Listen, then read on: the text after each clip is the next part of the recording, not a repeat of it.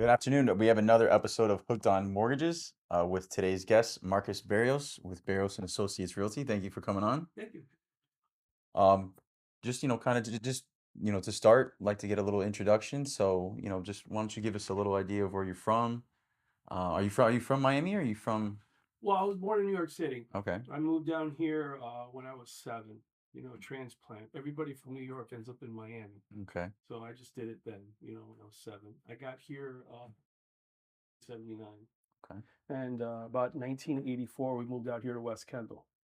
And aside a few years that I went to school in Colorado, I've been here in West Kendall the whole time. okay.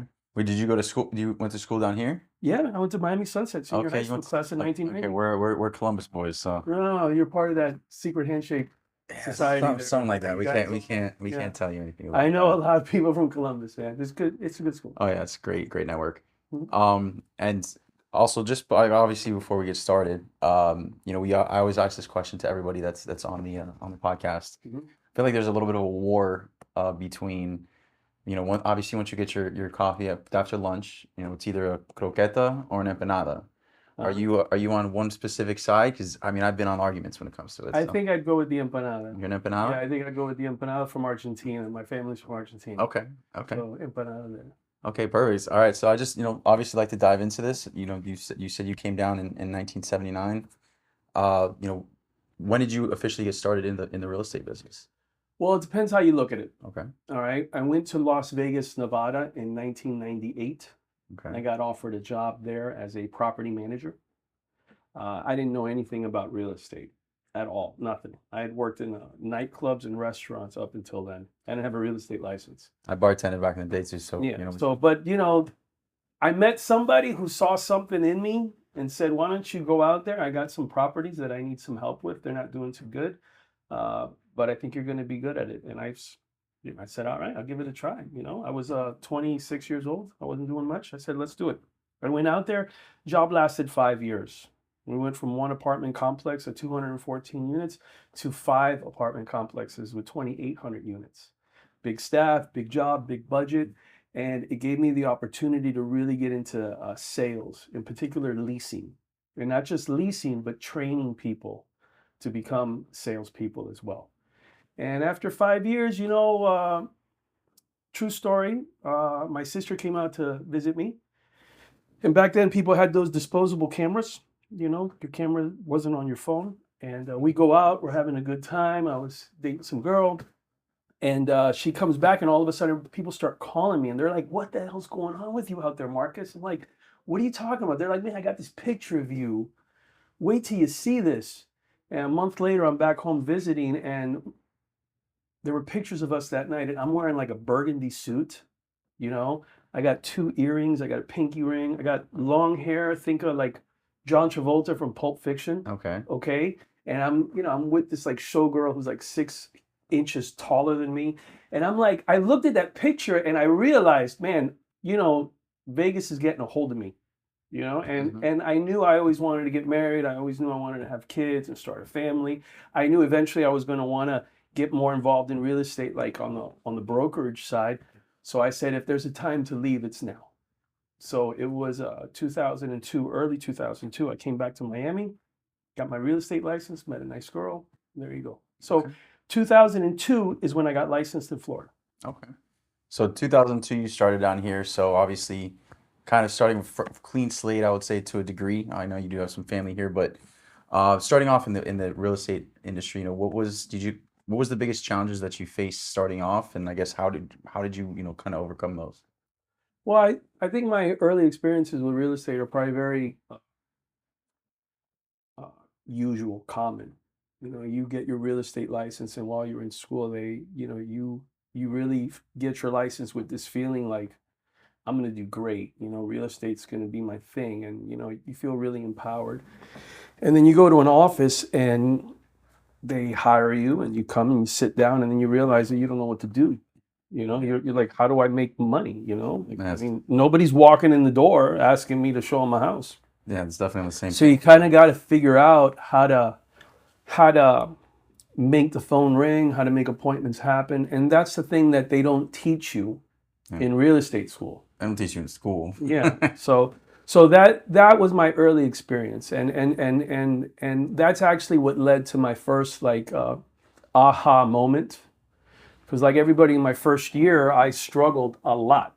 You know, in my first year, I had 3 sales, and maybe like 1 rental, and probably like a lot of people, I was like, man, am I going to make it? Am I not going to make it? But back then, this is before the internet, and this is before the MLS was on the computers. Back then, the MLS was a book, like the white pages, Yeah. phone book. It was a long time ago, long time. I remember they used to throw those on the front step. Believe me, I'm old enough to remember to a degree. So I noticed that everybody would get the Sunday newspaper, and the Sunday newspaper in the Miami Herald was a thick section, and that's how you would prospect. That's how you would call FSBOs. You'd call them up and constantly blah blah blah blah blah. And I knew from my experience in Vegas of using the newspaper ads that the first weekend is when you get the most phone calls, right? So I would call people, and the experience that I had were that people, by the time I called them, they were not interested in talking to anybody because they were trying to sell a house, and primarily everybody that was calling them was a real estate agent. Yeah. So then I got this notion like, why don't I wait till a month from now? So I stopped using current newspapers, and I would only use newspapers that were at least a month old, 4 or 5 weeks old. Because also the ad runs for a month. That's how you pay for it. You pay for it for a month. Okay. So I said, I'm going to try that. And that was like a big, huge pivotal point, because when I started calling people, hey, hi, I'm calling about the house at 123 Street. Oh, it already sold? Hey, congratulations. Hey, I'm calling about the house on 123, and so on and so on. And then it's still available. Now, that guy wanted to talk to me. That guy was interested in talking to me. As a matter of fact, his ad's not even running anymore. He tried to sell the house. It didn't sell. And either somebody listed it or but I would catch him at the moment where he was ready to talk to somebody about real estate.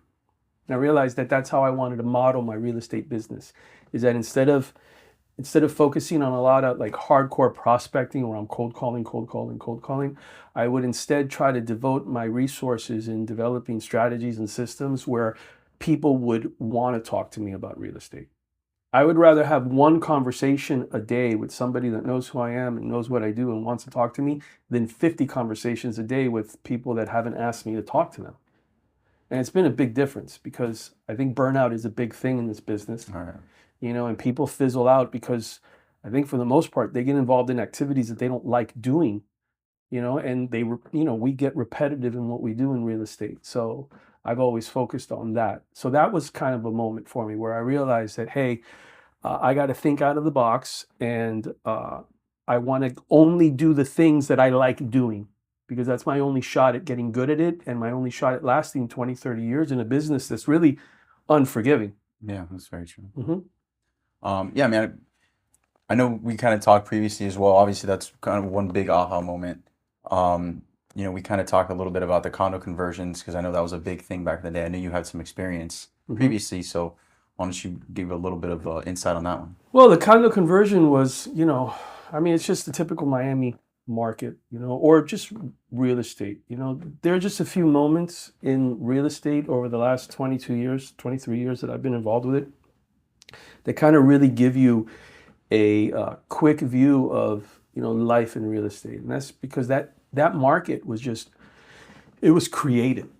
It was pretty much created. You had a few companies out there that were buying up big, garden style apartment complexes between 100 units and 500 units, and turning one apartment complex into a condominium. A lot of people didn't even know that was even possible. They didn't even know that you could do that.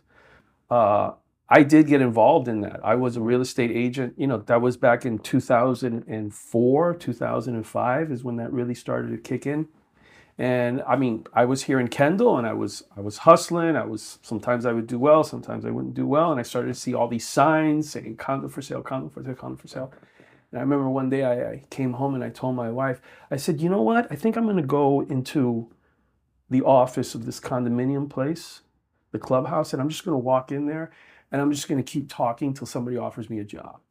And that's what I did. I went in there and I just started talking, because I knew the neighborhood. I knew Kendall.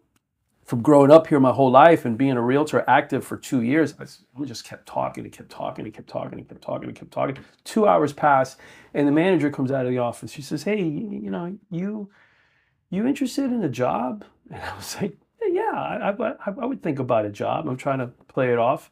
She's like, "Well, the regional manager's over in another property around the corner. Why don't I call her and tell her you go over there?" And I did, and I came back home and I had a job. I worked on that for about maybe 8 projects, and a lot of properties sold, but it really exposed me to how markets can kind of heat up very fast, and how people, when they get into like I don't want to say a frenzy because that's not the right word, but really people get really super hyper focused on achieving the American dream of buying a home or getting into an investment property, how people will really go above and beyond to get that done. 100%. Yeah. I mean, I know you said the word, you don't like the word frenzy, but I think, you were talking about there are certain times that, real estate really heated up. I think we could probably agree 2020, those years with the interest rates the way they were is, I mean, it was pretty much, I think you could kind of say it was a frenzy because I know specifically myself, when I'd call listing agents just to kind of introduce myself, they would cut me off and just let me know, hey, unless you're coming in cash or 50 to 100,000 over asking, I've already got 75 offers coming in. I've got about another 100 emails that I haven't even looked at. So I mean, I think that's one of them. That's probably one of the times that I know I've been a part of. I'm sure you've seen obviously the condo conversion. But This wasn't one, that crazy? it was insane. That was just insane. All of a sudden, everybody in Kendall had $100,000 to put down on a house. It's like I was like, Kendall's a great place to live, and I love it. I love Kendall. It's a great place. But this is pretty much a middle class neighborhood. This is a lot of working class and middle class people. And I mean, I know how long it takes most people to save $150,000, but it's like after COVID, during the pandemic, all of a sudden everybody's got all this money. Yeah, and a lot of people weren't even working, so it's just It was there is a lot to unpack about that. We probably have to do another episode. Just you could talk about that on its own. 100%. But yeah, it kind of like the impact of that and the impact of the 2008 mortgage meltdown. We're feeling that now. That's all part of what we're dealing with now. Because in 2008, all those properties went down. You know who bought a lot of properties? There are a lot of companies that are renting them out now. A lot of the inventory that would have been homes, would have been a residence, like a mortgage person, family living there, became part of a portfolio. Oh yeah. And after 2008, a lot of inventory went under contract at an interest rate that makes it really unfeasible that those homeowners are going to want to release that loan right now. So we have a lack. I mean, it's not a surprise that you hear that there's a lack of inventory right now because, 12, 14 years ago, there was this slush of properties that hit the market that a lot of portfolios started buying up. And then in 2020, after the pandemic, the interest rates dropped so low that a huge amount of property either sold or refinanced. Have you ever heard of the golden handcuffs? Okay. The golden handcuffs, that's what some people call it, like that. You're in a house and the interest rate is so low that you would never sell it because even if you have $300,000, $400,000, $500,000 in equity, buying another house just doesn't make sense because the only one that wins in that situation is the bank. Because you're going to go from 2.8 or 3% interest rate to a 7% interest rate? Yeah, no, I agree with you. I mean, the only way, so I guess that you could argue it is and which I've refinanced some people out of it, is the people who are sitting on the credit card debt. Yeah, your mortgage interest rate is 2.753, but your credit card is sitting on a 25%. Mm-hmm. And I mean, I've seen people that are $40,000, $50,000, $100,000 in credit card debt. And you've got to kind of talk them off the ledge of not pursuing that refinance because I mean, and a lot of times at the end of the day, they're paying less money monthly. Once they alleviate that. But I agree. I think one of the issues that we're going to see for supply shortage is specifically because of that 2020, 22-ish, that 2019, 2020, 21. Just again because people won't let go of those properties, and then again what you said too, in regards to inventory, one of the big things during both times is a lot of builders stopped building. That's 2008, true. you know, the world's pretty much shut down. Builders shut down. Same thing happened with COVID. You know, the world shut down. People, they couldn't build houses. So I think right now, from the last time I read, I think there's about a shortage. I think it's like 4 to 5 million single family homes. Wow. And you know, a lot of the main shortage is specifically from 2008, and then obviously 2020 is what kind of little bit lit that on a fire a little bit. But you know, we're still dealing with the issue of inventory because of 2008. I agree. I agree completely. Yeah. I think moving forward now, uh, the agents that are, I also do some trainings. You know, sometimes I'll go to brokerage offices, I'll do coaching. And a question that keeps coming up is, you know, what do you think is going to happen this year? What do you think is going to happen with real estate? And to be honest with you, I don't think anybody should be trying to answer that question because we can all speculate, but there's a lot of uncertainty right now. Politically, there's some Yeah. uncertainty. Economically, there's uncertainty. And how people are going to respond to that when it comes to buying and selling houses, it's anybody's guess really at this point because I don't think there are enough variables, consistent variables around available for people to be able to look at data and say this is a data driven prediction. Instead, it's hopeful, And you speculation. know, or it's speculative at best. What I can tell agents is that they can learn more about their trade. They can learn more about their craft now as a way of ensuring their survival and success over the years to come. You know, a big thing that I've been talking about is how we sell, how we communicate with buyers and sellers. I think that the model for sales in general is flawed. You know, I think that we don't spend enough time thinking about sales as a leadership role, and instead we, you know, tend to focus more on the service aspect. Yes, there's obviously service and there's obviously a technical aspect that you have to know your job, but I think that something that we could benefit from moving forward in this uncertainty of times is to develop a sales philosophy where you're creating a partnership with your buyer or your seller in that you're identifying goals, you're identifying obstacles, and you're providing kind of like a leadership throughout a process. And, you know, obviously that requires you to establish more trust and more rapport with, and that's where the flawed formula of real estate comes in. Because I think there's more focus on follow-up than there is on initial contact. I think the initial contact should be the bulk of the time that we spend with somebody. I think yeah, I think a lot of the things. I mean, just I think that on the sales side in general, is people try to tell you what they can do, rather than just kind of listen to the client and you know kind of hear what they want or what they need. So I mean, I know you know for certain, specifically for realtors, especially when it comes to selling a property or you know buying a property, it's Mm-hmm. you know why are you buying it? You know what are you looking to do? Are you looking to downgrade, upgrade? You know, a lot of times people I think talk themselves out of the sale rather than just kind of listen and you know they can just fill in the pieces of what the client wants what the client needs. Yeah, I think you're onto it there because I think a lot of times the sale lies within what you don't say, you know, and what you hear rather than what you say. I think just instinctively as salespeople, we want to convince, you know, rather than convey. You know, we want to we want to get somebody to do rather than understand. You know, and I think that consumers are a lot more savvy now. I think that technology and the internet access to information has changed so drastically over the last 10 years that consumers are not like it used to be. Again, you know, my experience early on was that real estate agents were kind of the gatekeepers of the real estate market. What I mean by that is that, you know, when I got licensed, if you wanted to know what was for sale in a neighborhood, you had to contact a real estate agent. If you wanted to know what houses were selling for that were similar to one that you were interested in, you had to contact a real estate agent. You know, there was no Zillow, there was no, you know, truly like these places, like that information wasn't there. So they needed us for that. You know, now it's different. Now, you know, a buyer calls you up and says, "This is the house I want to see," you know, because they saw it on Zillow. Yeah. you know, or they'll say, oh, you know, I'm a seller of a house, and look, let me show you the comparables that I found on Zillow to tell you what I think the value of the house is.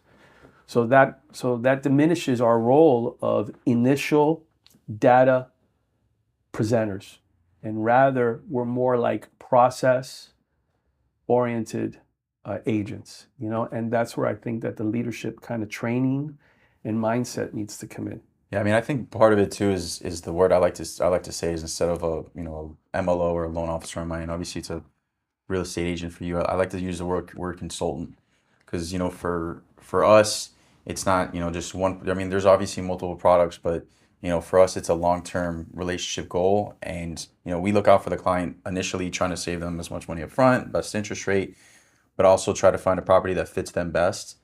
And in, let's say, a year or 2 years, consistently following up with them on their mortgage statement to make sure that their escrow is not in the negatives, and they're going to get hit with a $200-300 extra Right. payment. Yeah.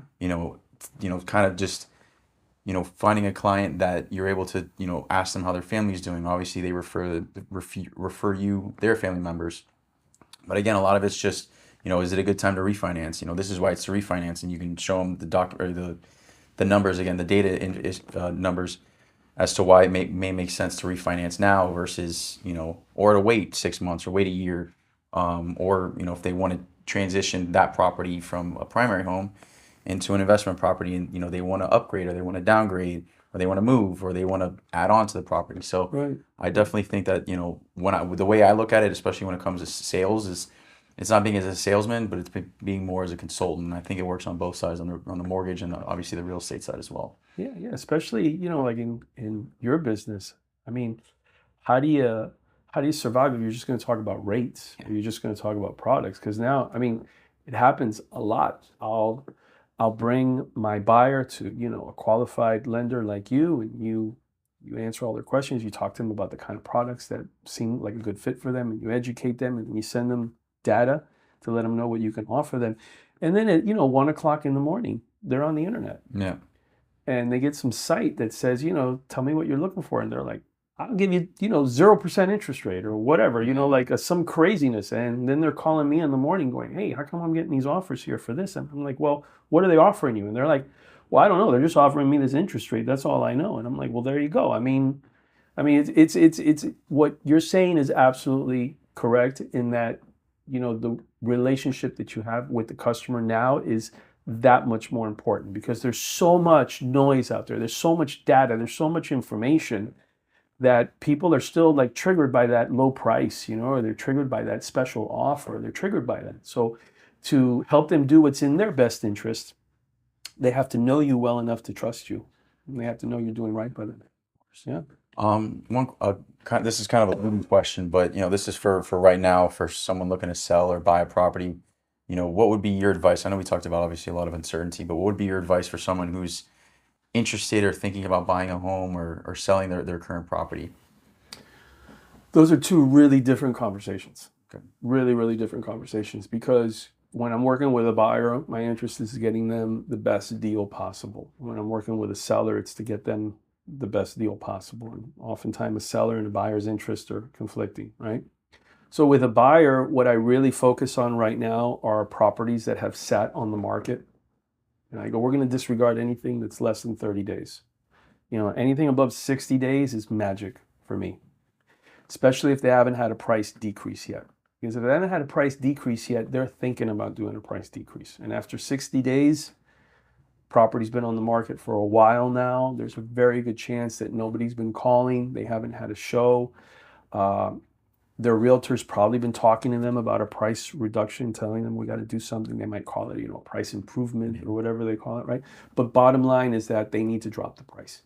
And that's where I like to come in. I like to come in and make an offer that maybe will appeal to the seller in a way besides the money that they make. I will try to find out what other motivators they might have. Do they need a quick closing? Do they need a prolonged closing? Do they need a post-occupancy? What are issues about the house? The specifics of it, so I can present an offer that may not be the amount of money that they were hoping to get, but that still allows them to maybe fulfill some other obligations or needs that they have with the sale, right? And with the seller, it's really a question of having a conversation with the seller that's going to be frank and honest. You know, I find myself being honest with sellers and it not being what they want to hear in this market. You know, because right now somebody will say, "Hey, I want $800,000 for my house," and you know, it's an expired listing, right? That was on the market for 6 months, and they started out at a 775 and dropped it down to 740 over the few months. The listing expired. They didn't renew with their agent, and now they'll call me to come by, see the house, and they want me to list it for 800. And that seems very odd, right? To think that you're going to be able to get that, but that's actually where people are. And I have to explain to them that the ball's rolling downhill. I'm going to use a metaphor, is rolling downhill. So we either get behind it or we get in front of it. But and I'll be frank with them. I'll tell them maybe selling's not the time. You know, you don't have to sell your house if you don't have to sell your house. If you're moving, let's talk about renting the house. You know, if there are other options that you can do, but being realistic about price is very, very important. A strategy that I try to help them understand with is, let's put a price tag where if a search right now, I'll tell them, look, let's get on the MLS, or if you want, you get on Zillow and do a price search of where it's like $50,000 between, you know, this number, like 700 and 750. And if in that price range, within half a mile of your house, if your house looks like, you know, the pretty girl at the party, if your house looks fantastic compared to those, that's where you should be. Because if you try to compete with the other houses that are like yours, right, then you're just another house on the market. Yeah. You know, and if you look at those houses that are like yours and are priced at a number that you think you should get, you should look at the days on market. And if you're looking at 47 days on market, 60 days on market, 92 days on market, 175 days on market, which is very common right now, that tells you what these people are trying to do, and they're not doing it.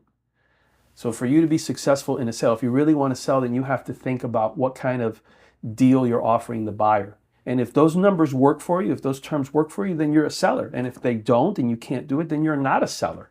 And that's pretty simple. That's pretty simple. Just there's the emotional component. People, you know, and then going back to COVID, I mean, you have a house that may have been worth $450,000, and between, you know, June of 2020 and the end of 2021 ended up coming up to $725,000. And you know, it's like, what people want to think is what people want to think. But, you know, those were rates that were dropped. You know, they were forced down. Those interest rates were forced down. So people borrowed a lot of money to buy a house. There was a lot of PPP money. There was a lot of money out there for people to buy houses with, and they did. So those increases in home values, I don't think were real. No, 100%. I think they were staged. I think they were, you know, artificially helped to get us through something understandable. It was a pandemic. I mean, sometimes it's easy to forget what it was like. But I mean, we were home in our houses for a year. You know, like nobody. I mean, I watched Netflix and put on 25 pounds. No, I agree. You know, that's it. You know, and people still think that those values are real. Yeah. But if you go back to before, this is probably a good experiment to do. Go to before COVID, like 6 months before COVID, and figure what your house was worth at that time. And then look historically, like over the last 10, 12, 15 years, how much home values went up every year. And it's about 3 to 5%. Yeah, it was modest, right? It was 3-5%. So start with that number and start going up and see where you get. And it's not going to get to what people want in their houses now. Oh, yeah. You know, and then add to that you've got, imagine you got a $720,000 house here in Kendall, okay? You want to put 10% down. That's $72,000. Your closing costs are going to be easily $25,000, $30,000. Okay, so you need $100,000 to buy this $720,000 house with a 10% down payment on a conventional loan, right? Okay, I know how long it takes me to save $100,000. I know how long it takes most people to save $100,000. It's time, it's sacrifice, and it's work, right? And now you're going to give that $100,000 to buy this house, and you're going to pay what, $6,500 a month for it? And chances are this house will rent for $3,500. So you're going to pay $6,500 a month. That's $3,000 more per month than what you could rent it for the luxury of saying that you own it. And you got to move $100,000 from your savings account to a house. That's a little, some people find that a little nerve wracking. Right now, I think there's a lot of uncertainty with, we got a new president who's coming in, he's doing a lot of things, that's what he got hired to do, to change a lot of things, to disrupt a lot of systems and stuff. But that creates uncertainty, and uncertainty causes people to pause. And if you're like most people, having $100,000 in your savings account might be the thing that helps you sleep at night, especially knowing that the economy might be changing, industries might be changing. I mean, a lot might be changing and we don't know where we're going to land. So these are all realities for sellers, and these are the kind of conversations that I have. I'll admit, I don't take as many listings as I used to because I can't take a listing at $800,000 that's worth $720. Yeah. Because I actually want to sell the house. I don't want to just list it. I want to sell it. I want this house to be a successful sale, and I want people to come in and bid for the house and compete for the house and feel lucky they got the house. Going at $800,000, I can understand why when I talk to expired listings, I say, well, what was the experience before? And they'll say, well, my agent never showed the house. I saw him twice. Yeah. He did an open house in the first weekend, and then I saw him another week, and then after that, that was it. He said nobody was interested. And I go, well, in my mind, I don't want a bad talk an agent, but in my mind, I'm thinking, well, how much time and money is he going to spend on trying to sell a house that's not going to sell? Yeah. So Agreed. that was a really long answer. So sorry about that. No, you're good. No, you're good. Yeah. All right. You're good. And just, kind of following up, obviously talked about real estate market now a little bit. How do you foresee in the next 3 to 5 years? Because obviously there's a lot of, uncertainty. Trump's coming in.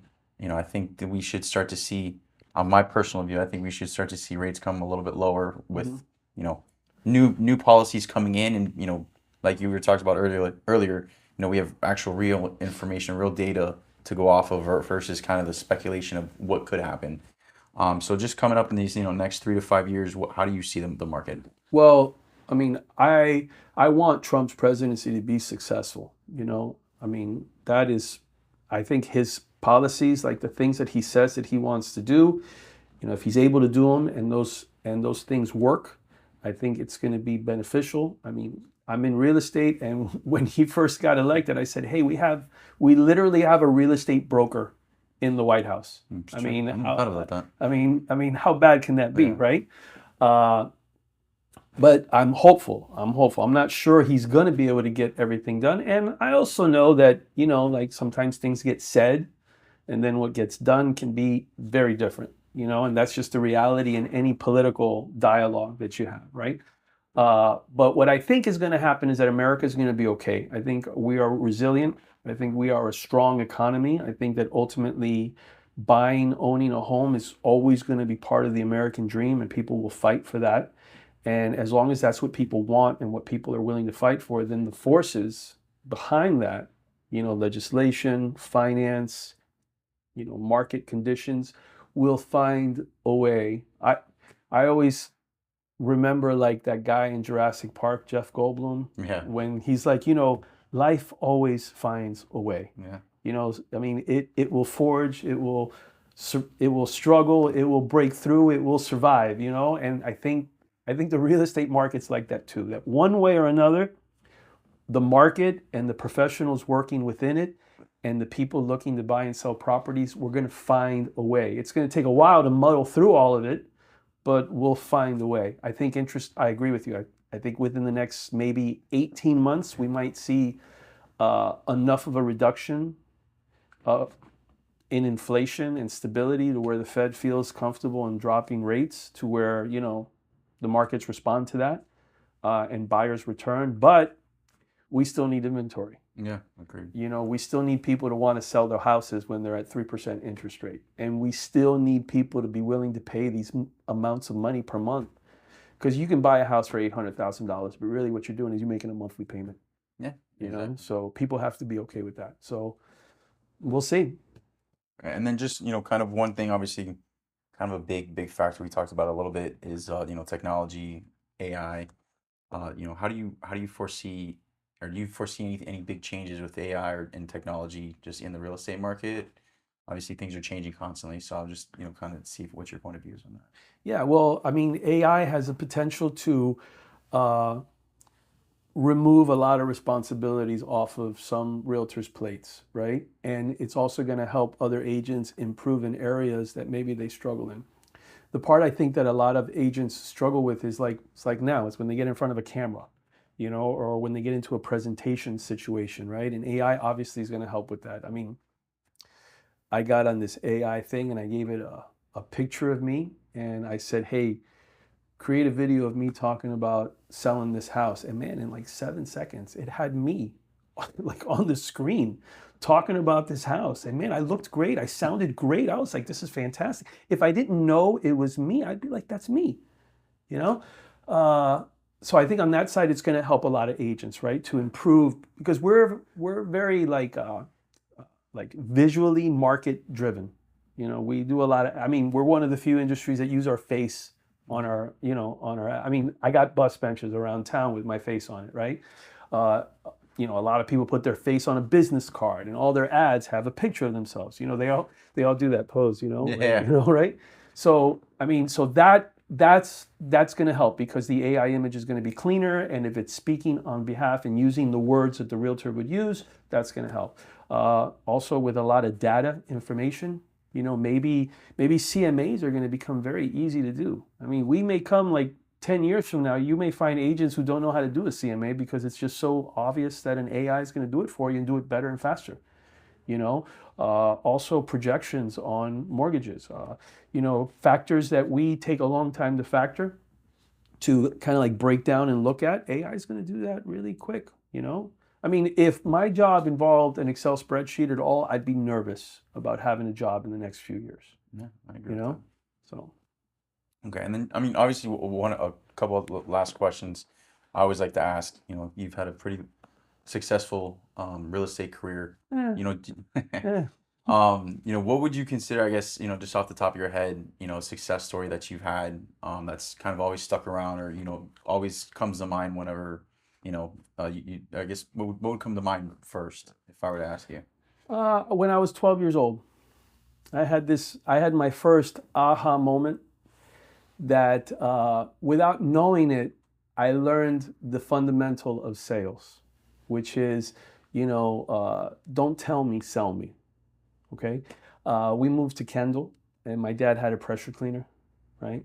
And, I'm pressure cleaning the sidewalk and I'm pressure cleaning the driveway. And one of the neighbors is driving by. He goes, hey, kid, I live over on the corner. Why don't you come over and, I'll get you to do mine too. And I was like, all right. And then I'm like, I can make money doing this, right? I mean, I had that hustle in me, that wanted to make money. And I go over there, I pressure clean him, and he gives me $25. And this is 1984. I was 12 years old. This is good money, Oh yeah. Yeah, it's good money. And I'm like, man, I'm going to do every house in the world for $25, man. This is going to be fantastic. So I got one of those like red wagons, I got the thing there, right? And I'm walking around, I'm knocking on doors. Everybody's saying no, no, no, no, no, no. I'm like, why don't they want this? And I tell them, I make it bright, I make it white, I'll do, it'll look great, it'll look brand new, all this, nothing. And then finally this one guy, I think he just felt like, yeah, let me help this kid out, and he says, sure, kid, do it. And I start pressure cleaning it. And I remember he comes out of the house and he's wearing these like cut off jeans. He's got this Leonard Skinner shirt on. He's got this tall boy of beer, he's walking, and he looks and he sees the difference between the white bleached sidewalk and the black, he had this olive tree over it, made it black. He's like, man, look at that. That looks amazing, man. What a difference. I didn't know it was going to look that good. And it was just like, it was the greatest feeling I ever had in my life. It was this moment where I was like, I got it. And from then on, what I would do is I would go and hook up to the water and hook up and pressure clean like a 12-inch square in the middle of the darkest spot on the sidewalk or the driveway. And then I'd go knock on the door and I'd be like, excuse me, ma'am, sir, there's something on your sidewalk. Do you want to see this? Do you want to check this out? And they'd come out like, what is it? And they'd be like, oh my God. I do the whole thing for $25. And they're like, yeah, do it. It went from everybody saying no to everybody saying yes. It was like fantastic. And I realized like as a 12-year-old kid, like I could get adults to do what I wanted them to do, like I can predict their behavior and like, I mean, I didn't even know it, but I was closing. I was closing. And that, to any salesman, anybody listening to this, closing is the best feeling. It's literally why we do this. I mean, the money is great when you can make it and what you could do, it's fine. But when you have that moment that you close, I don't even know where it comes from in our brain, but it's fantastic. And it's the thing that keeps us going when we don't close, 100%. So I just got hooked on this idea that I could, generate a need, and sell them, don't tell them. There you go. And that was it. That was the first time. Okay. And then one other question on the story is I mean, both of us have had some crazy transactions. A lot of stuff happened. Is there any, real estate transaction that something funny, or you're just like, I've never seen this. Like I had one where I had a client purchase an engagement ring, 3 days before closing, and it, caused a nightmare. I've talked about it a couple of times, but just anything during a transaction that you're kind of like, there's no way this happened. All right, yeah, I do. This was good. All right, so I was up in West Palm Beach doing condo conversions, right? And it was getting a little slower. It was like 2007. It was or 2000. When was Katrina? Anyway, it was right after Katrina, right? I think it was. Yeah, it was right after Katrina, and things were we were still selling, but it wasn't like 100 people sleeping outside waiting for us to open like it had gotten, right? It was definitely slower, and we're all sitting around, and it was kind of a slow day, and the door opens and this couple walks in. This guy, he looked like Tom Brady. He was like 6'5", he's wearing this suit. He's got this beautiful lady with him, and he goes up to the receptionist. He starts speaking French. The lady's like, I can't help you. And I took French 1 year in high school. I don't speak French, but I walked up and I said, "Bonjour, monsieur. Je m'appelle Marcus." And he said his name, whatever it was, and I said, "Oh, enchanté." And I just gestured to outside, and we walk outside, and I'm wondering, what am I going to do with these people? I don't speak any French, This guy thinks I'm going to speak French to him, and we're walking out there, and he's talking, and I'm just like, just kind of like playing along. And then this Audi pulls up, and steps out of it. This girl looks like a Kardashian, and she's like, "Oh, monsieur, excusez-moi, da, da, da." She's late, and then she's like, "Hello, I'm Jennifer. These are my clients." And I was like, thank God. Dude, these people bought 10 units. Oh, wow. On the spot. Okay. Wow. I made like $48,000 just saying, "Bonjour, monsieur. Wow. Comment ça va? Je m'appelle Marcus." And it's been like the joke for me always, because it was like, I just winged it. I just winged it, figuring, let's see what happens, You just gotta hope for the best. Yeah. And I think that's a big part of sales, is that sometimes you can't cross the finish line before you start running. 100%. You know what I mean? And you don't know what's around the turn. You don't know how fast the next guy's going to run. You don't know if the road's going to be even. You don't know any of these things. But all you can do is, when they say go, you can just run and give it your best. And I think that's what I did with those Frenchies. Yeah, I agree with you on that. But I mean, other than that, just anything else that's you'd like you'd suggest to anybody looking to either buy real estate or get into real estate? Getting into real estate now is probably a good time. I think, I think buyers have more opportunities than they realize. If you're working with an agent, or if you're an agent out there working with buyers, my suggestion is to keep people engaged with finding a deal. Find the deal that they want and go out there and get it. Don't be afraid to write deals. Don't be afraid to put things in the deal that you don't think are going to go, way underpriced, make the offer. 3% seller contribution, make the offer. I mean, try to get the best for your buyers right now, because the more engaged you get a buyer, the more likely you are that you're going to find a deal. Number one rule always: seller wants to sell, buyer wants to buy. There's a deal there. It's our job to find it. Okay. I think that's about it. All right. I hope you guys enjoyed. Marcus, it was great having you on. Man, thank you so much for having me, man. Thanks. I appreciate it. Thanks. Of course, man. All right, man. But till next time, stay tuned and look forward to the next one.